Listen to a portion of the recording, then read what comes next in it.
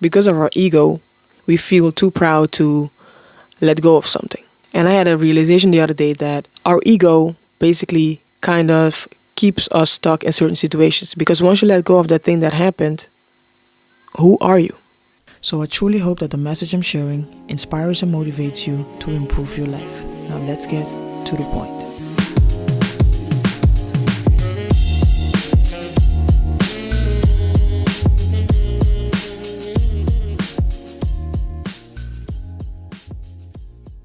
Welcome back to another episode of ToDaPointPodcast. And if you're new to the channel, welcome. I am happy to have you here. Today we're talking about healing. Healing is, and I'm going to give you my perspective of what I think it is, basically making the conscious choice to step away for a while from certain situations, certain people, especially after you've been hurt or maybe you've had trauma in a way, to kind of take the time to reflect on things, feel what you're feeling, go to what you're feeling instead of running away from it, and also reconnect with who you are, and in some cases even becoming a different person, or maybe I should say a better version of yourself. Healing can be a very, I'm gonna call it an ugly process, because you will encounter lots of demons, right? Inner demons. You will encounter some things that you've hidden away, kind of like the inner demons. You will also encounter lessons. That's usually at the end, when you go through the pain, through the dark periods. And then eventually, you come out a better version of yourself. A stronger person. You've gotten to know yourself a bit better if you choose to take the time to do so. Other things that I've noticed happen, and again, this video is, by the way, my perspective, so some of the things that I'm going to mention probably do not resonate with you, and maybe they do. Either way, this is my experience when it comes to healing, so I can totally imagine that it's not the same for everybody. So some of the signs are certain situations or people do no longer resonate with you, are no longer a trigger. And what do I mean by that? I'm gonna use an example. Let's say in the past you used to find yourself in certain situations and you used to feel at home in certain situations, right? It could be at your job, maybe in a relationship, or different types of people you used to vibe with. Once you're healed, you are no longer resonating, your energy is no longer resonating with those people or those situations. Or you can look at it from a different way, and that is that those situations are no longer a trigger for you, or certain things that happen no longer trigger you. Maybe someone makes a certain comment or reacts a certain way, and you used to be like aggressive about it or angry. But once you're healed, it does not trigger anything, or at least not the previous emotions. Another example could be, let's say you had a certain type, right? When it comes to dating and relationships, you have a certain type. And these people usually are, let's say, toxic, right? Once you're healed, those behaviors and those type of people no longer are attractive to you, because you've changed into a different person, a better version of yourself, a higher version of yourself. So that's what I mean with certain situations or people are no longer attractive to you, or a trigger. Another sign number 2, is that you randomly have this genuine sense of happiness. I've talked about this in a previous video. The feeling of happiness just seems to appear out of nowhere, just for you existing, right? Maybe compared to a couple of months or years ago, you were constantly feeling down, and now all of a sudden you just feel happy for no reason. And that's the way it should be, I believe, right? It's not realistic to be happy all the time, because we have emotions. It's like a roller coaster sometimes. For some people it's not. But the fact that you can feel happy out of nowhere, not relying on an external situation, is something positive. That means that you are becoming zen, your energy is the way it's supposed to be, and you're just chilling, you're just vibing with yourself. So that is another sign. Sign number 3, you sincerely wish the other people that have hurt you, or that are no longer in your life for whatever reason, you sincerely wish them happiness. Usually this happens when you have forgiven someone, or you just, you found a certain peace with whatever happened, and it usually takes time. But basically you have forgiven the person, and basically what it means is that you no longer are emotionally attached to whatever the person is doing or who that person is. So you're at peace with the situation and with whatever happened. And to come to that point, sometimes it takes a lot of time, depending on what happened. It also means that you have to put your ego aside, because usually, because of our ego, we feel too proud to let go of something. And I had a realization the other day that our ego basically kind of keeps us stuck in certain situations. Because once you let go of that thing that happened, who are you? If you say that person did this or that person did that, you are finding a way to hold on to that situation, right?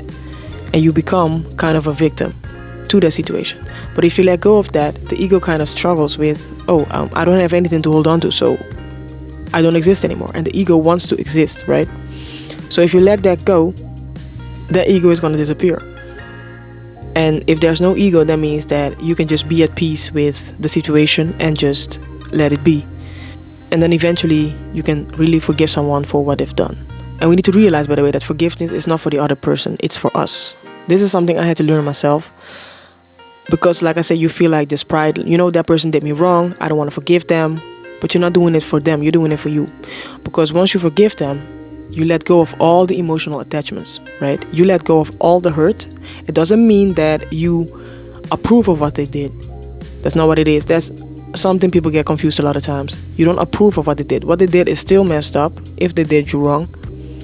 But you let go of the control they have over you, over your emotions. And I think that's one of the best things to do. When someone does you wrong, any type of emotion you show towards that person, that means that that person is still triggering something in you. But if you can be neutral, they have no power over you. So, something to think about. Alright, sign number 4, I think. It's kind of a little bit as the previous one. So what it basically means is that you no longer care if they're in your life or not. You don't hate them, you're not enemies, but you wish them happiness, but from a distance, right? And if you can sincerely say that, that means that you have grown past whatever happened between you. And that means you're on your healing journey, or you're already healed. Sign number 5, and that is that you no longer need closure. I used to be guilty of this myself. Closure is basically an excuse to kind of keep you connected to that person or that specific situation. It keeps the connection alive, and it sounds legit, but it is not. Because the only closure you need is the disrespect, the lies, the inconsistency, the lack of communication. I can keep going, but you get the point. The thing is, we can easily fool ourselves into thinking, I need that other person to have closure. I mean, yeah, it's nice if you can, in a way, talk about it and let it go, but you don't need the other person to do that. What if that other person is not willing or able to communicate with you? You're telling me you're gonna give your power away by hoping that person one day or someday is gonna give you the opportunity to talk about what happened? Again, the disrespect, lack of communication, inconsistency, those are the closures. If your non-negotiables are clear to you, you don't need closure from someone else, right?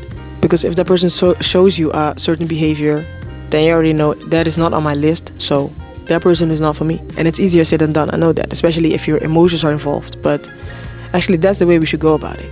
Alright, last but not least, sign number 6. You are open to receive new chapters in your life. And this can come in different forms, such as open to meet new people. That means partners or friendships.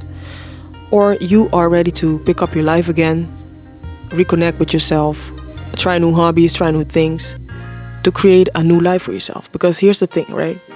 Usually after trauma, after a breakup, after a big life event, when you feel like you got derailed, especially when it comes out of nowhere, which is what usually happens, you kind of get lost in the drama, lost in the chaos, I should say.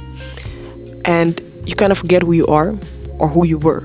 Now, I do believe that if something that is in your control, in a way, got you in a situation, that means that you should no longer strive to be the same person you were before the thing happened, because that means that it can still happen. I mean, if it's something that's out of your control, that's a different story. But when it comes to like relationships, reoccurring patterns, it's time to evolve and change and become a better version of yourself, so you don't get in those situations again. But anyway, my point is, after chaos, after a period of darkness, you kind of lose track of who you are or who you were, and you need to get to know yourself again. So once you feel like you're ready for that, or you're ready for a new chapter, new people in your life, that means you're on the right track. And don't forget that it is not a linear process. Some days you feel like you're making big steps, you're taking 5 steps ahead, and then the next day you might feel like you just went 3 steps back. That's all part of the process, part of the journey, and we need to make peace with that. That's the way it is. I do believe that teaches you a lot of things if you're open to it. If you perceive yourself as a victim of whatever happened, you will not learn from it. You will always be a scared little bird sitting in a corner, afraid of life, afraid of living. So learn from everything you go through. And I'm not going to sit here and say that it's easy, because it's not always easy. We have emotions, we have maybe past injuries that we kind of take with us into another situation. But you are never a victim. Remember that. Unless you say you are, because everything you believe creates your reality. So be mindful of that, and like I said, learn from everything life throws at you.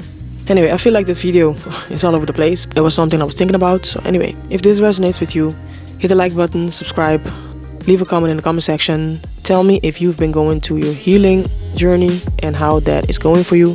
And thank you for watching. And I'll see you in another one.